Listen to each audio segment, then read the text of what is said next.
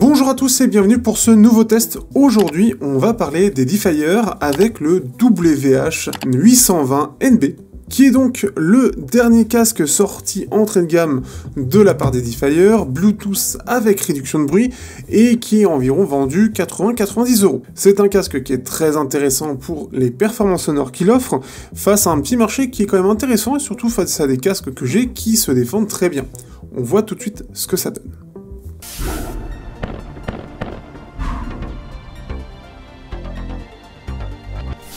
Au niveau du design, le casque est vraiment pas mal, mais assez simple dans l'idée. On va avoir une construction classique, tout ce qu'il y a de plus basique puisque c'est du plastique. Et on a donc quelque chose d'assez propre et surtout qui semble déjà reprendre les codes pas mal de ce que propose Sony, le XM4 notamment. On y retrouve pas mal le design je trouve, notamment au niveau des oreillettes qui sont un peu dans la même idée. Mais c'est propre, c'est bien ajusté et ça fait pas grossier comme certains autres casques.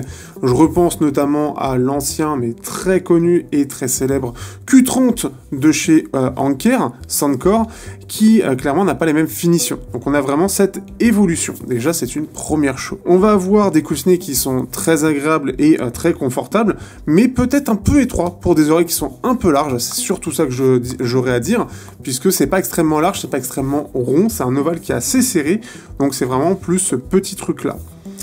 Dans l'ensemble, c'est robuste et c'est pas mal. Par contre, il n'est pas pliable. On ne peut que avoir ce côté plat, mais on ne peut pas le replier sur lui-même. Donc ça, c'est vraiment quelque chose qui est dommage et qui manque un petit peu au casque.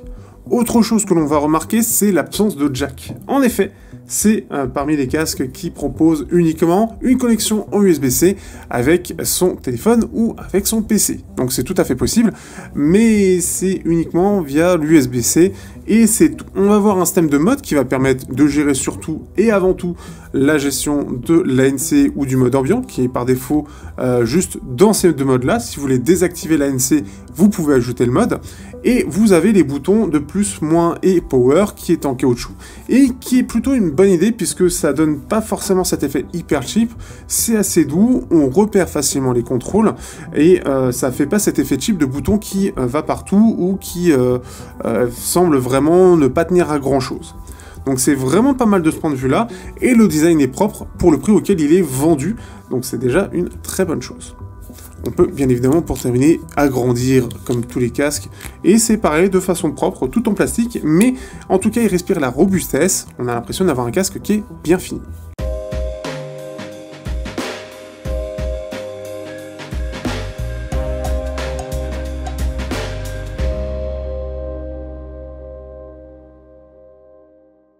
Au niveau des fonctionnalités, on aura bien évidemment l'application dédiée. Mais tout d'abord, au niveau du Bluetooth, on est sur du Bluetooth avec le codec SBC bien évidemment, AAC bien évidemment, et LDAC. On n'a pas d'aptX, mais le LDAC fonctionne très bien. Petite chose à noter, on sentira une différence de performance entre le AAC, qui reste au-dessus du SBC en soi, techniquement, et le LDAC. Donc si vous pouvez rester en LDAC, qui est plutôt bien supporté, si vous avez un smartphone récent, ça va être assez stable. J'ai pas eu de gros soucis avec, j'ai pas eu de soucis de déconnexion ou quoi, mais par contre j'ai senti vraiment qu'il y avait une vraie différence entre les deux, là où pour d'autres smartphones ce n'était pas le cas.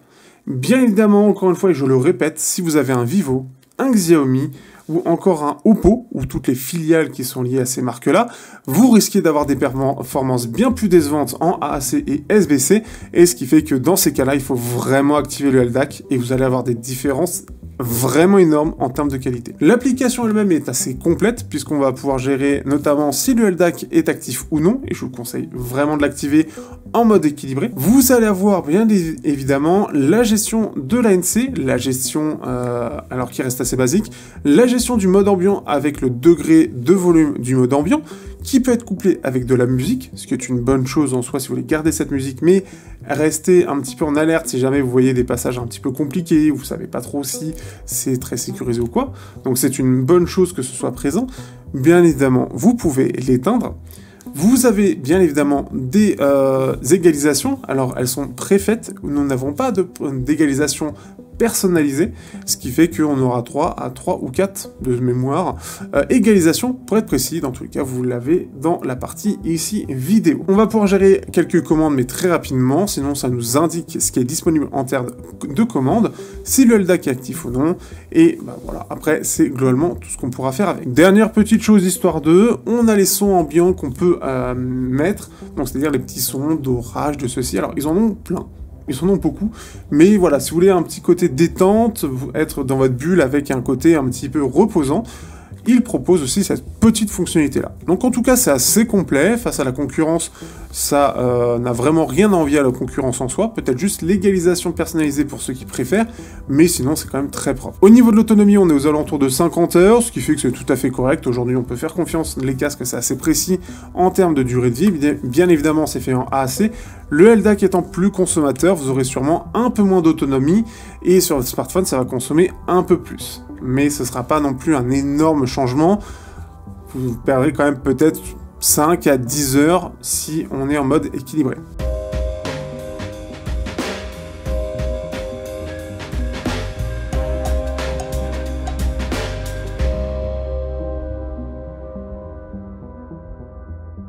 Au niveau de la partie sonore, c'est forcément le truc qui m'intéresse le plus, et on se retrouve avec un son qui est vraiment pas mal du tout. On est sur des drivers de 40 mm, bon, le côté un peu classique, et avec donc une signature qui est assez équilibrée, légèrement en V, mais vraiment de façon assez légère, et on a quelque chose qui est vraiment pas mal du tout. Au niveau de la basse, on va pas avoir une basse extrêmement profonde, mais assez percutante et surtout assez dynamique.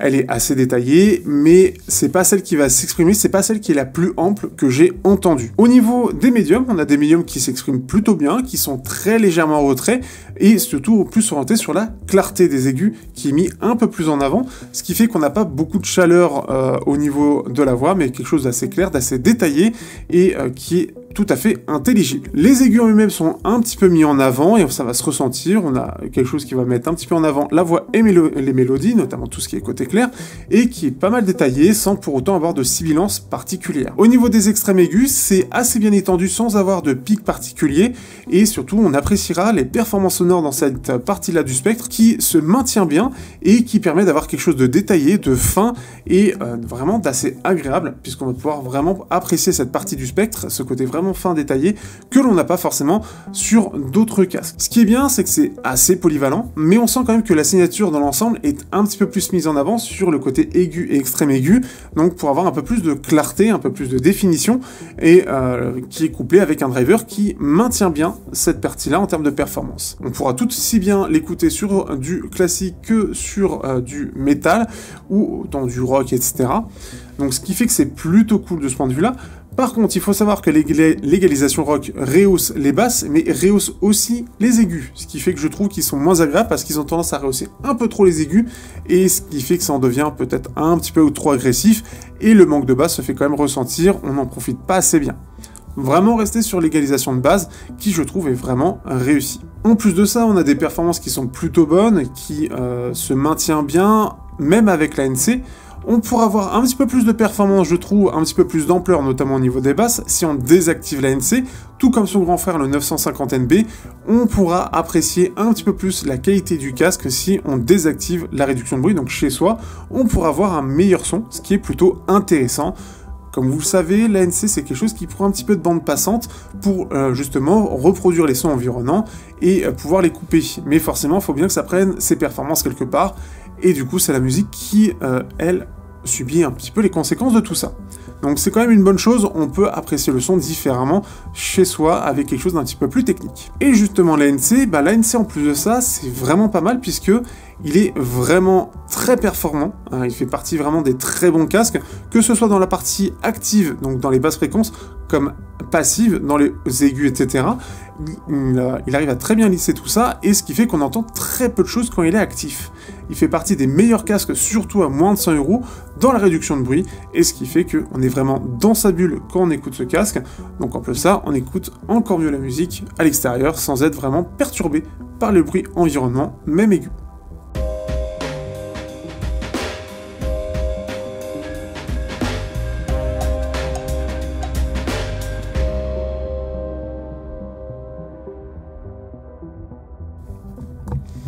On va comparer à deux casques ce casque-là.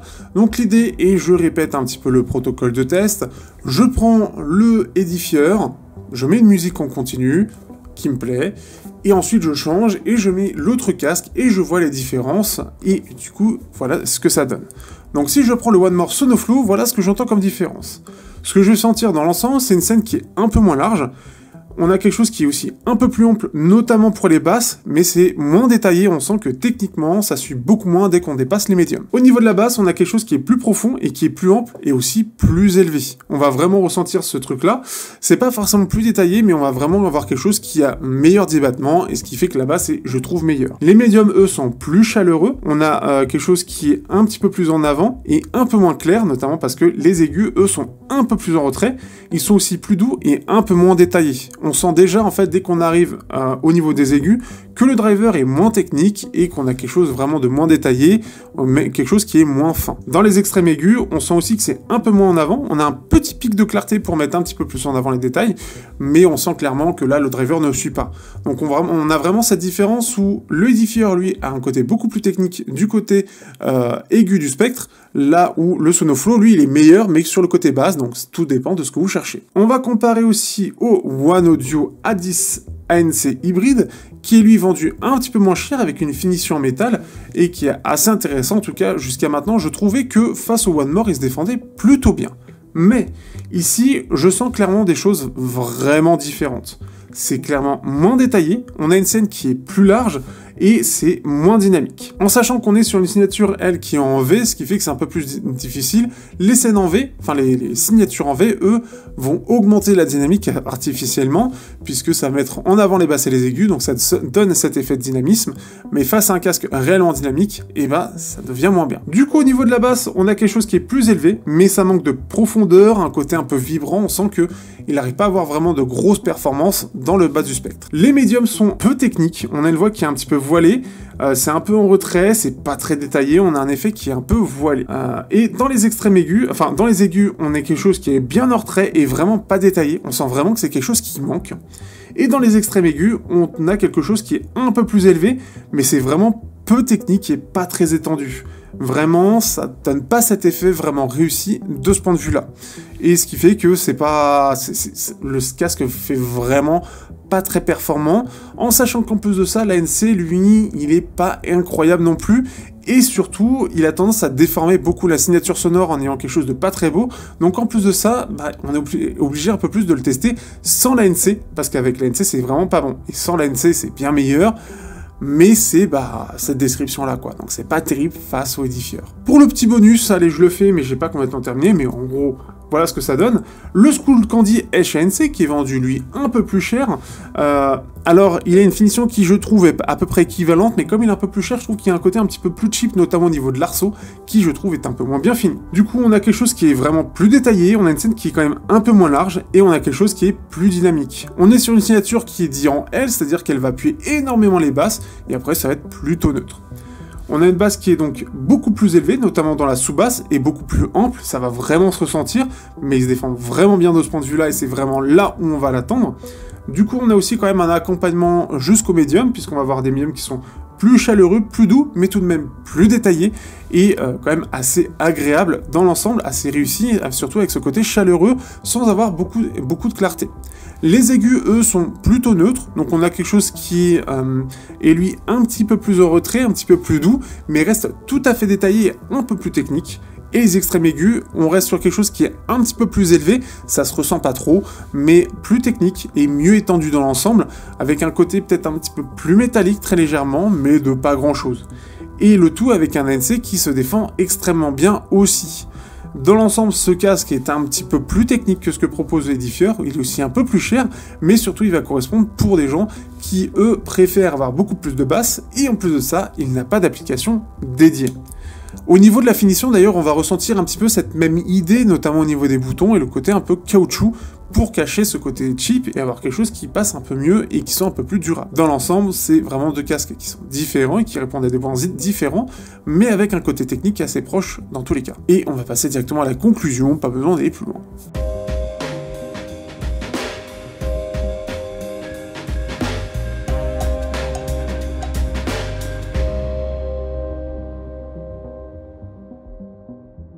Du coup, que penser de ce petit édifieur? Eh bien, on est sur un casque qui est vraiment bien réussi. J'ai mis du temps à sortir le test parce que j'ai eu beaucoup de choses à gérer en plus des vacances de Noël, donc ce qui fait que ça a mis un peu de temps. Mais clairement, c'est un casque qui vaut le détour. Si vous cherchez un casque qui soit assez équilibré, qui soit assez polyvalent, qui ne néglige pas notamment les aigus et qui a un côté technique dans cette partie-là, notamment à moins de 100 euros, il n'y a pas énormément de casques qui vont proposer quelque chose de vraiment performant. Le édifieur remplit parfaitement ce rôle et en plus de ça, il ne néglige aucun aspect. Il est confortable, il est robuste, il a une très bonne autonomie, il a du LDAC, il a une application dédiée qui lui permet en plus de ça d'avoir d'autres égalisations, un ANC qui est vraiment performant et qui lui permet de vraiment s'isoler du reste du monde, ce qui fait qu'il n'y a pas vraiment de gros défauts. Et si vous cherchez quelque chose d'un peu plus technique, son grand frère le 950NB remplit bien son rôle. Après, à vous de voir le budget que vous voulez allouer, mais en tout cas moins de 100 euros, il vaut clairement le détour et il n'a pas vraiment beaucoup de concurrence. Tout dépend de ce que vous cherchez, sinon n'hésitez pas à regarder le test du One More Sonoflow en prenant en compte que l'édifieur lui est plus technique. C'est surtout ça la différence. J'espère que vous aurez apprécié ce test, n'hésitez pas à liker, partager, commenter comme d'habitude. Si vous avez des questions, n'hésitez pas et on se dit à bientôt.